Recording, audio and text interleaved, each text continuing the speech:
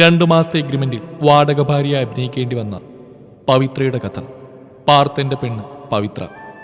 വലിയ മതിൽക്കെട്ടിനെ മറികടന്ന് പാർത്തന്റെ കാർ മുറ്റത്തേക്ക് പ്രവേശിച്ചപ്പോൾ എനിക്കെന്തോ ഉൾഭയം തോന്നി തുടങ്ങിയിരുന്നു. എനിക്കെന്തോ പേടി പോലെ. ഞാൻ പറഞ്ഞു, ഇവിടുത്തെ അന്തരീക്ഷത്തെക്കുറിച്ചെല്ലാം ഞാൻ തനിക്ക് പറഞ്ഞിട്ടുള്ളല്ലേ, പിന്നെന്താ ഇപ്പോഴൊരു പേടി? എന്തോ അറിയില്ല.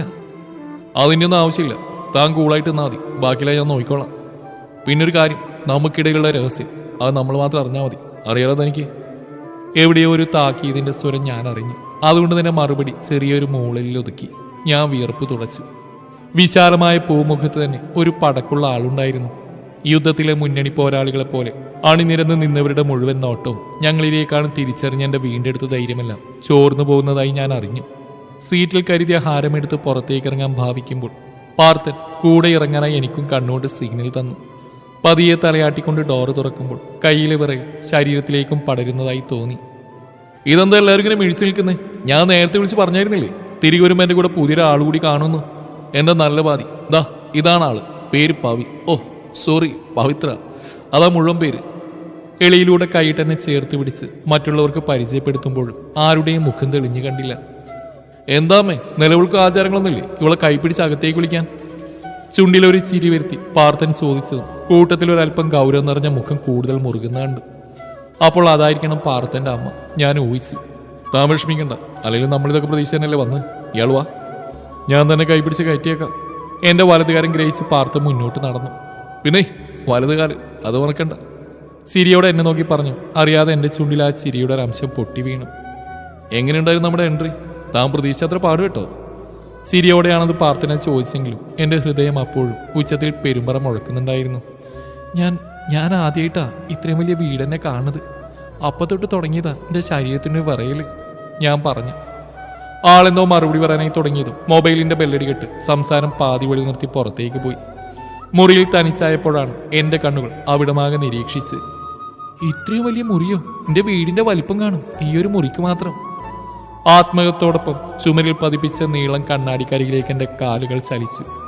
നെറ്റിയെ ചുവപ്പിച്ച സിന്ദൂരരേഖയും മാറത്ത് പറ്റിച്ചേർന്ന താലി കുരുത്ത മഞ്ഞച്ചരടും കാണുക എൻ്റെ ശരീരവും മനസ്സും ഒരുപോലെ പൊള്ളിപ്പിടഞ്ഞു. ഇങ്ങനെ രൂപം സ്വപ്നത്തിൽ പോലും തന്നെ തേടിയെത്തിയിട്ടില്ലായിരുന്നു ഇതുവരെ. ഇന്നിപ്പോൾ ഈ സുമംഗലി രൂപം തൻ്റെ ഉടലാകെ ചുട്ട് പൊള്ളിക്കുന്ന പോലെ. കണ്ണുകൾ നിറഞ്ഞു തുടങ്ങിയപ്പോൾ വീടിനെ ഓർത്തുപോയി. അച്ഛനെയും അമ്മയും കൂടപ്പിറപ്പുകളെയും ഓർത്തുപോയി. ഫോണെടുത്ത് ചെവിയോട് ചേർത്തു. മോളെ പവി. അമ്മയുടെ നേരത്തെ വിളി നിറഞ്ഞെന്ന കണ്ണീരിനെ കവിളിലൂടെ ഒഴുക്കി വിട്ടു. അമ്മ ഇപ്പോൾ ഓർത്തേ ഉള്ളൂ. നിനക്ക് സുഖമല്ലേ? ജോലി തരപ്പെട്ടു എന്ന് പറഞ്ഞിട്ട് എന്തായി? പോയി തുടങ്ങിയ നീ? ഇന്ന് രാവിലെ മുതൽ. അത് പറയുമ്പോൾ ഞാൻ അറിയാതെ തന്നെ എൻ്റെ വലം കൈ കഴുത്തിലെ താലിച്ചരടിൽ പിടിമുറുക്കിയിരുന്നു. എടി ചേച്ചി, എന്ത് ജോലി നിനക്ക് കിട്ടിയേക്കുന്നത്? AC-യുടെ തണുപ്പൊക്കെ ഉള്ളാനുള്ള യോഗ ഉണ്ട് അവിടെ? ഇളയനിയത്തിയുടെ വക ചോദ്യമാണ്. ഉവ്, AC ഫാനൊക്കെ ഉണ്ട്. ഓഫീസാണെങ്കിൽ ഇത്തിരി വലുതാ. നമ്മളൊന്നും കണ്ടിട്ട് കൂടിയില്ല, അത്രയും വലുത്. എൻ്റെ ഉത്തരത്തിൽ മതിമറന്നുകൊണ്ടാവണം കുറച്ചു നേരം അവളുടെ ശബ്ദമൊന്നും കേട്ടില്ല. നീ ഇങ്ങോട്ട് തന്നേ പെണ്ണെ, ഞാൻ ചോദിക്കട്ടെ. അമ്മ ഫോൺ തട്ടിപ്പറിച്ചു. അച്ഛനെവിടെ അമ്മേ? ഉറങ്ങ, മരുന്നിൻ്റെ ക്ഷീണം. എപ്പോഴും ഉറക്കന്നെ പോ. ചേച്ചി പോയോ? അവള് നേരത്തെ പോയി. നാളെ ഷാരസിയാരുടെ മോളുടെ കല്യാണമല്ലേ, കുറച്ചുകൂടി തയ്ക്കാനുണ്ടെന്ന് പറഞ്ഞിരുന്നു. എൻ്റെ കൂടെ പഠിച്ചല്ലേ ആ കുട്ടി. എഞ്ചിനീയറാണ് അത്ര അതിനെ കെട്ടണത്. ഒക്കെ ഓരോ യോഗ. അമ്മയുടെ ശബ്ദമിടർന്ന് എനിക്ക് മനസ്സിലായി. അതൊരു കരച്ചിലായി പരിണമിക്കാതിരിക്കാൻ പിന്നെ വിളിക്കാമെന്ന് പറഞ്ഞാൽ ഫോൺ വെച്ചു. തനിക്കൊന്ന് ഫ്രഷ് ആവുമായിരുന്നില്ലേ? പിന്നിൽ നിന്നും പാർത്തൻ്റെ ചോദ്യമാണ് തിരികെ കൊണ്ടുവന്ന്. എന്തു പറ്റിയടോ? കണ്ണൊക്കെ കലങ്ങിയിരിക്കുന്നല്ലോ. ഒന്നുമില്ല, അമ്മയെ വിളിച്ചപ്പോൾ എന്തോ. എൻ്റെ മനസ്സ് മനസ്സിലാക്കിയിട്ടായിരിക്കണം മറ്റൊന്നും ചോദിച്ചില്ല. താനൊന്ന് റിലാക്സ് ആയിക്കോളൂ, എനിക്ക് പുറത്തു പോയിട്ടൊരു അത്യാവശ്യമുണ്ട്. പറഞ്ഞുകൊണ്ട് ആൾ പിന്തിരിഞ്ഞു. ഞാൻ പറഞ്ഞു. പോവാണോ? ഞാനിവിടെ ഒറ്റയ്ക്ക്, എനിക്ക് പേടിയാ.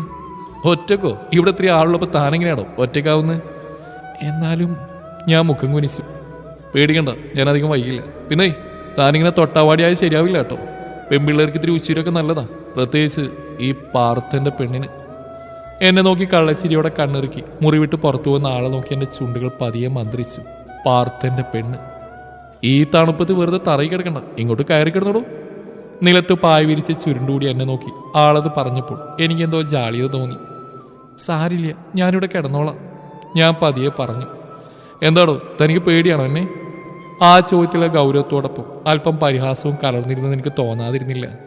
പേടിയാണെങ്കിൽ കിടക്കണ്ട, പക്ഷേ താൻ അറിയാനായിട്ട് പറയുക. പറഞ്ഞ വാക്കിന് സ്വന്തം ജീവനേക്കാളേറെ വില കൽപ്പിക്കുന്നവനാ ഈ പാർത്ഥൻ. അതിന് മാറ്റം വരണമെങ്കിൽ എൻ്റെ ജീവൻ പൊലിഞ്ഞിരിക്കണം.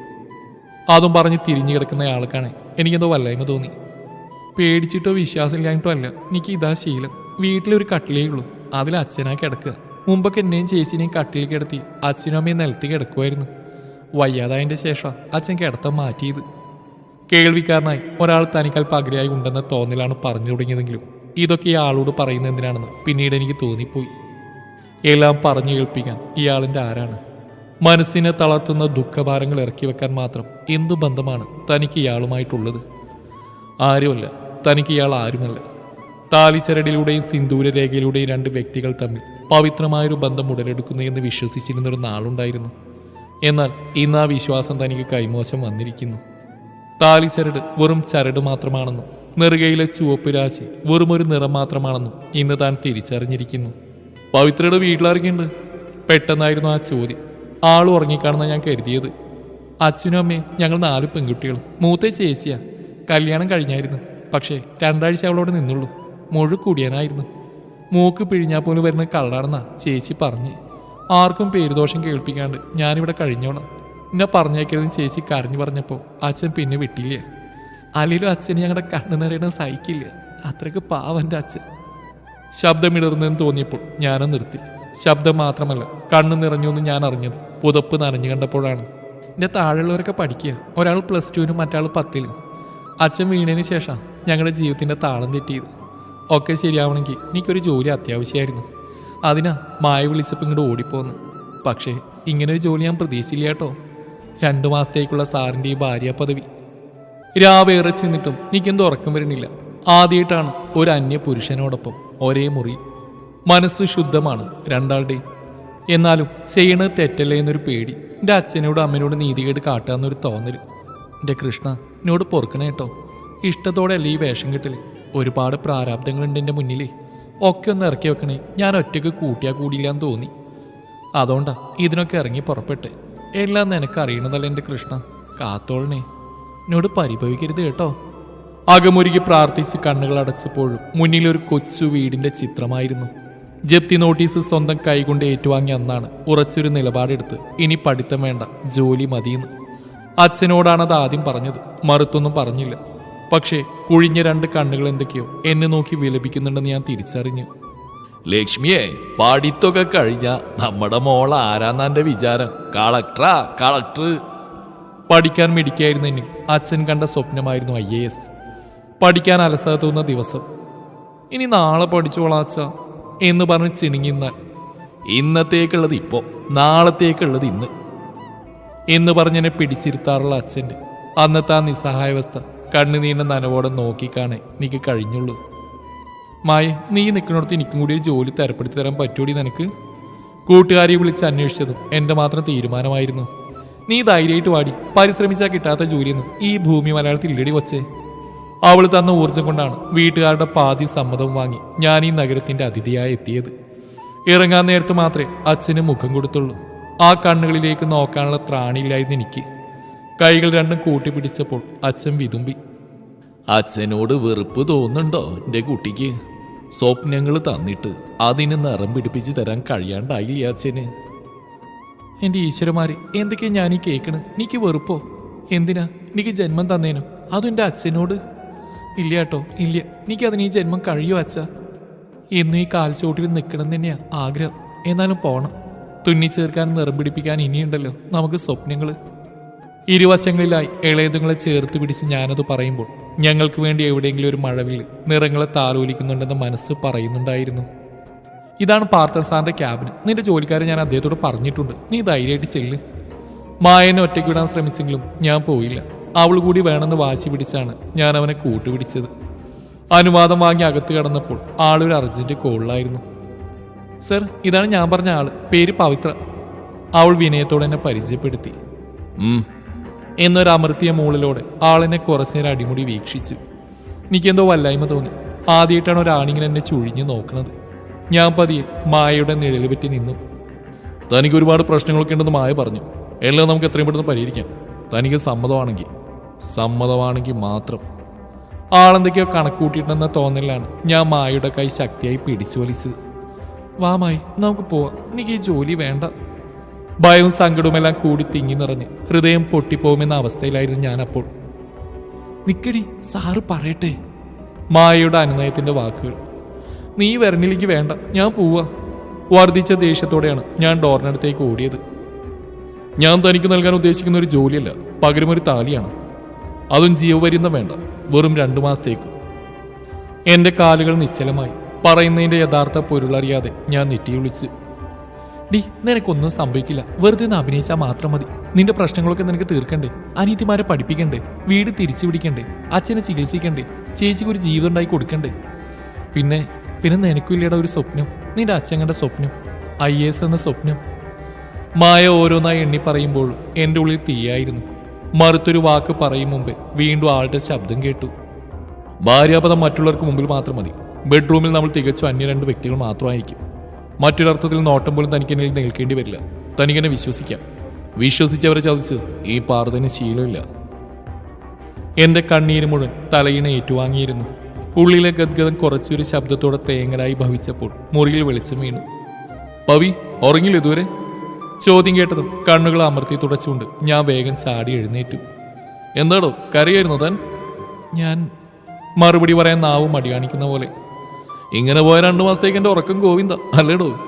ചിരിച്ചുകൊണ്ട് എന്നെ നോക്കിയതും ഞാൻ കുറ്റവാളിയെ പോലെ തലകുമ്പിട്ട് നിന്നു. ഒന്നും വേണ്ടിയിരുന്നില്ല എന്നൊരു തോന്നല് ഉള്ളിലുണ്ടെന്ന് മുഖം പറയും പോലെ, ശരിയല്ലേ? ആള് ചോദിച്ചു. അറിയില്ല, എൻ്റെ മുന്നിലിപ്പോൾ ശരിയും തെറ്റൊന്നുമില്ല. ആകെയുള്ള 4-5 മുഖങ്ങളാ. ഉള്ളു തുറന്ന് ചിരിക്കാൻ കൊതിക്കണ ചില മുഖങ്ങൾ. ആ ചിരി, അതാണ് എനിക്ക് ഈ ലോകത്ത് മറ്റെന്തിനേക്കാളും വലുത്. അത് കാണാൻ വേണ്ടി മാത്രം ഞാൻ. വാക്കുകൾ മുറിഞ്ഞു വീണെങ്കിലും ചിരിക്കാനോ ശ്രമം നടത്തി. പക്ഷേ കണ്ണുനീരെ തടസ്സപ്പെടുത്തി. ശരിക്കും തന്റെ അച്ഛനെന്താ സംഭവിച്ചേ? കുറച്ചു നേരത്തെ മൗനത്തിന് ശേഷമാണ് അത് ചോദിച്ചത്. രാവിനെ പോലും മറന്നായിരുന്നു ഞങ്ങളുടെ സംഭാഷണം. മരത്തീന്ന് വീണതാ. വീട്ടിലൊരു ആടുണ്ടായിരുന്നു, അമ്മിണി. അമ്മയുടെ പെറ്റായിരുന്നു അവള്. അതിനെ ഇലവെട്ടാനായിട്ട് പ്ലാവിൽ കയറിയതാ അച്ഛൻ. കാല് തെറ്റി വീണു. ഇംഗ്ലീഷ് മരുന്നൊക്കെ തോറ്റു. ഇപ്പൊ ആയുർവേദ. ഇപ്പം എൻ്റെ ഏറ്റവും വലിയ ആഗ്രഹം എന്താണെന്നറിയോ സാറിന്? ജോലിക്ക് പോയി കിട്ടുന്ന ശമ്പളം കൊണ്ട് ആദ്യം ചെയ്യാൻ ആഗ്രഹിക്കുന്ന കാര്യം എൻ്റെ അച്ഛനൊരു വീൽ ചെയർ. അതിലിരുത്തി എനിക്ക് അച്ഛനെ എല്ലായിടത്തും കൊണ്ടുനടക്കണം. ഇതുവരെ മറഞ്ഞിരുന്ന പ്രിയപ്പെട്ട കാഴ്ചകളൊക്കെ അച്ഛന് തിരിച്ചു കൊടുക്കണം. ആ മനസ്സിൽ പഴയ സന്തോഷം നിറക്കണം. ഒന്നും കൈവിട്ട് പോയിട്ടില്ല എന്ന് അച്ഛനെ ബോധ്യപ്പെടുത്തണം. മരുന്ന് ഫലിക്കണമെങ്കിൽ ശരീരമല്ല മനസ്സാണത്ര ആദ്യം പ്രതികരിക്കേണ്ടത്. വരും, എൻ്റെ അച്ഛൻ തിരിച്ചു വരും. പഴയ പോലെ ചിരിക്കും, തമാശ പറയും. പിന്നെ എൻ്റെ പ്രതീക്ഷകളെ ബാക്കി നിർത്തി വീണ്ടും എന്തേ വീണു പോകുന്നു കണ്ടമേ നീ? കൈവിറക്കുന്നുവോ? കാലിടറുന്നുവോ? മൗനം വീണ്ടും ബാക്കി നിൽക്കുന്നുവോ? അതൊന്നും വേണ്ട, എനിക്കിതാ ശീലം. അച്ഛന് പുറച്ച സമയത്ത് മരുന്ന് കൊടുക്കാനുള്ളതുകൊണ്ട് നേരത്തെ എണീക്കൽ പതിവാ. ഞാൻ പറഞ്ഞു. പിന്നെ എന്താണൊരു വിമ്മിട്ടം? എന്നതാണെങ്കിലും ചോദിക്കേ. എനിക്ക് ഇവിടുത്തെ അടുക്കളയിൽ കയറാവോ? ആരെങ്കിലും വഴക്ക് പറയോ എന്നെ? ഞാൻ ചോദിച്ച ആള് ചിരിയോട് ചിരി. തൻ്റെ ഒരു കാര്യം, എടോ പവി, താനിപ്പോൾ എൻ്റെ ഭാര്യയല്ലേ? അപ്പം എൻ്റെ വീട്ടിൽ തനിക്ക് അധികാരം കാണില്ലേ? ഇയാൾ ധൈര്യമായിട്ട് ചെന്നിട്ട് ഏട്ടന് കടുപ്പത്തിലൊരു ബ്ലാക്ക് ടീ ഇട്ടുകൊണ്ട് വാ. തൻ്റെ കൈപ്പുണ്യം ഞാനൊന്ന് അറിയട്ടെടോ. സമ്മതം കിട്ടിയതോടെ ഞാൻ ഹാപ്പിയായി. തിടുക്കപ്പെട്ട് തിരിഞ്ഞടക്കുമ്പോൾ എന്നോട് ആള് ചിരിയോടെ മറ്റൊന്നുകൂടി പറഞ്ഞു. അതെ, ചായ ഇടാൻ പറഞ്ഞെന്ന് വെച്ച് അടുക്കള ജോലികളെല്ലാം കൂടി ഒന്നിച്ച് തലയിലെടുത്ത് വെക്കണ്ട. അതിനൂടെ ജോലിക്കാരൊക്കെ ഉണ്ട്. വെറുതെ ആ പാവത്തുങ്ങളുടെ കഞ്ഞികൂടി മുട്ടിക്കണ്ട. ചമ്മലോടെ തിരിഞ്ഞെന്ന് ചുണ്ടുകുറിപ്പിച്ചപ്പോൾ ആളെന്നെ നോക്കി കണ്ണടച്ച് കാണിച്ചു. മായ പറഞ്ഞു ശരിയാ, പാത്തൻ സാറ് പാവ, നന്മയുള്ളൊരു മനുഷ്യനാ. ഞാൻ ഓർത്തു, അങ്ങനെ തന്നെ ആയിരിക്കണേ എൻ്റെ കൃഷ്ണ. ഈ ഞാനൊരു പാവാണേ. എൻ്റെ കൈ പ്രാർത്ഥനയോടെ നെഞ്ചിൽ തൊട്ടു.